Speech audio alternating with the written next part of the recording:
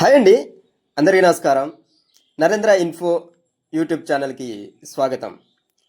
సృష్టికర్త అయిన బ్రహ్మదేవుడికి గుడులు ఉండవు అని, ఆయనకు పూజలు చేయరు అని మనందరికీ తెలుసు. ప్రపంచంలోనే అత్యంత అరుదుగా ఉండే బ్రహ్మదేవుడి ఆలయాల్లో మన ఆంధ్రప్రదేశ్లోని గుంటూరు జిల్లాలో ఉన్న చతుర్ముఖ బ్రహ్మ దేవాలయం ఒకటి.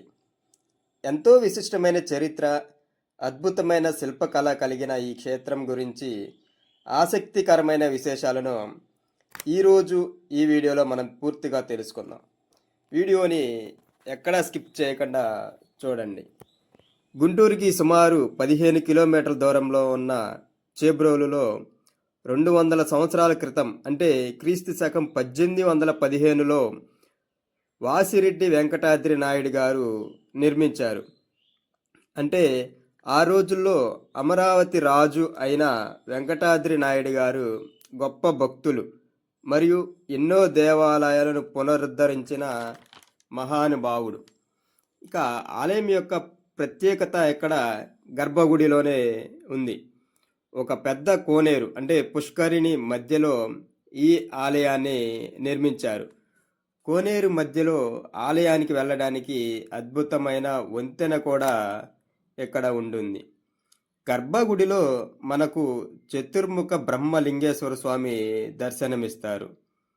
ఇక్కడ బ్రహ్మదేవుడు ఒక్కడే విడిగా కాకుండా ఒక శివాలయానికి 4 వైపులా, అంటే శివలింగంకి 4 వైపులా 4 ముఖాలతో అయితే ఇక్కడ బ్రహ్మదేవుడు కనిపిస్తాడు.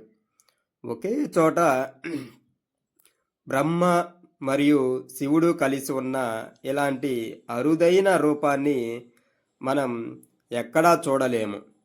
అందుకే దీనిని చతుర్ముఖ బ్రహ్మలింగేశ్వర క్షేత్రం అనేసి అంటారు. ఇక ఇక్కడ స్వామివారి చేతుల్లో 4 వైపులా 4 మాలలైతే ఉంటాయి. అంటే ఒకవైపు ఉన్న మాలలో అభయముద్ర, వరముద్ర, జపమాల, కమండలం ఇవన్నీ కూడా కలిసి స్వామివారి ఒక్కోవైపు ఒక్కో విధంగా అయితే ఉంటారు. ఇక ఆలయ నిర్మాణానికి ఉన్న చరిత్ర చూసుకుంటే, అమరావతి సంస్థానాధీశులైన రాజా వాసిరెడ్డి వెంకటాద్రి నాయుడు గారు తన పాలనా కాలంలో పిండారీలను అనే దోపిడీ దొంగలను అణిచివేయడానికి ఒక కఠినమైన నిర్ణయం తీసుకున్నారు.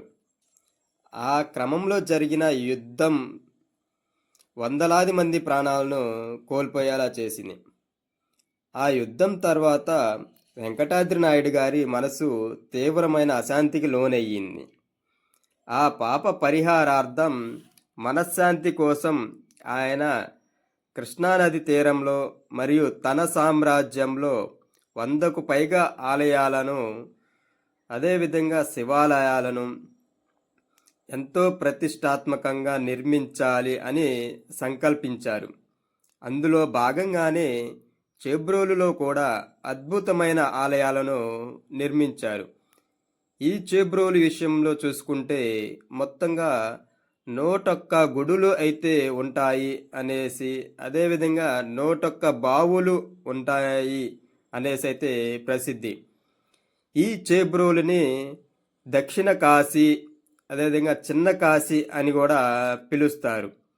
ఇక సృష్టికర్త అయిన బ్రహ్మదేవుడికి విడిగా నిర్మిస్తే పూజలు జరగవు అనే ఉద్దేశంతో శివుడు, బ్రహ్మ ఇద్దరూ కలిసి ఉండేలాగా 4 వైపులా బ్రహ్మదేవుని ముఖాలు ఉండేలాగా అద్భుతంగా అయితే చతుర్ముఖ బ్రహ్మలింగేశ్వర స్వామిని ప్రతిష్ఠించి కోనేరు మధ్యలో అద్భుతంగా అయితే నిర్మించారు. ఇక ఈ చతుర్ముఖ బ్రహ్మలింగేశ్వర స్వామికి తూర్పు వైపున చంద్రమౌళీశ్వరుడు, అదేవిధంగా పడమర సహస్రలింగేశ్వరుడు ఆలయం అయితే ఉంటాయి. అంటే తూర్పు పడమరలు వచ్చేసరికి శివాలయాలు, ఉత్తరం వచ్చేసరికి వేణుగోపాల స్వామి, అదేవిధంగా దక్షిణాన శ్రీ రంగనాథ స్వామి ఆలయాలైతే ఉంటాయి. ఇక అదేవిధంగా మరొక 4 వైపులా అమ్మవార్ల విగ్రహాలని నిర్మించి గుడులను నిర్మించి అష్టదిగ్బంధనం చేశారు అనేసైతే పురాణాల్లో చెబుతారు. అంటే బ్రహ్మదేవుడికి ఇరువైపులా శివాలయాలు, మరొక వైపున విష్ణాలయాలు, మరొక 4 వైపులా అమ్మవార్లు అంటే అష్టదిగ్బంధనం చేశారు అనేసైతే ఇక్కడ పురాణాలు చెప్తాయి.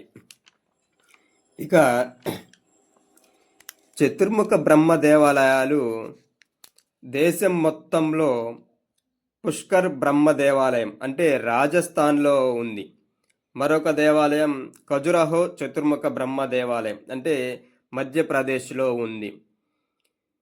బెంగుళూరు చతుర్ముఖ బ్రహ్మ దేవాలయం అంటే కర్ణాటక. ఖేద్ బ్రహ్మ దేవాలయం గుజరాత్. మరొకటి కుంభకోణం బ్రహ్మ దేవాలయం అంటే తమిళనాడు. ఇవన్నీ కూడా చతుర్ముఖ బ్రహ్మ దేవాలయాలు. కానీ కోనేరు మధ్యలో శివుడు బ్రహ్మ కలిగి ఉన్న ఏకైక చతుర్ముఖ బ్రహ్మ దేవాలయం మాత్రం మన ఆంధ్రప్రదేశ్, మన గుంటూరు జిల్లాలో ఉన్న చేబ్రోలు చతుర్ముఖ బ్రహ్మ దేవాలయం మాత్రమే ఉంటుంది. అంటే శివుడు బ్రహ్మ కలిపిన ఏకైక బ్రహ్మ దేవాలయం మాత్రమే ఇక్కడ ఉంటుంది. ఇక ఇక్కడ మొత్తంగా చూసుకుంటే 101 గుడులు అయితే ఉన్నాయి అనేసి అయితే ప్రసిద్ధి. ఈ గుడులు కూడా చాలా వరకు కాలక్రమేణా అంతరించిపోతున్నాయనే చెప్పవచ్చు. చూసుకుంటే చాలా భీమేశ్వర స్వామి ఆలయం కూడా ఇక్కడ ఉంది. ఇక ఇక్కడికి ఈ గుడులలో చాలా వరకు అయితే ధూపదీప నైవేద్యాలు చేస్తూ ఉంటారు. కానీ ఇక్కడ ఏదైనా ప్రసిద్ధిగాంచిన దేవాలయం ఉంది అంటే బ్రహ్మ దేవాలయం అనే చెప్పవచ్చు. ఇలాంటి మరిన్ని ఇన్ఫర్మేటివ్ వీడియోస్ కోసం మన ఛానల్ని సబ్స్క్రైబ్ చేయండి. ఈ వీడియో నచ్చితే ఒక లైక్ ఇవ్వండి. మరిన్ని ఎలాంటి ఇన్ఫర్మేషన్, ఎలాంటి ఆలయాల గురించి కావాలో కామెంట్ సెక్షన్లో కామెంట్ చేయండి. ఈ వీడియో ఎలా ఉందో మీ అభిప్రాయాన్ని కామెంట్ సెక్షన్లో తెలియచేయండి. థ్యాంక్